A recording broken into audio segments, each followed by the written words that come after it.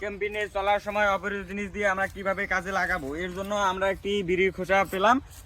এটি দিয়ে আমরা অসাধারণ একটি জিনিস তৈরি করব। এর জন্য আমাদের প্রয়োজন হবে ক্যাম্পেইনে থাকা একটি গ্যাস লাইট, একটি রাবার ও একটি ম্যাচের বক্স। আমরা সর্বপ্রথম এটি সিলিয়ে নেব। সিলিয়ে নেওয়া হয়ে গেলে এটি জুতার এককানিতে পুরে দেব।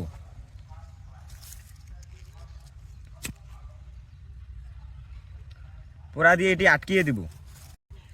এটি লাগানো হয়ে গেলে এবার ম্যাচের বক্সটি খুলে এর এই সাইডটি ছিঁড়ে নেব।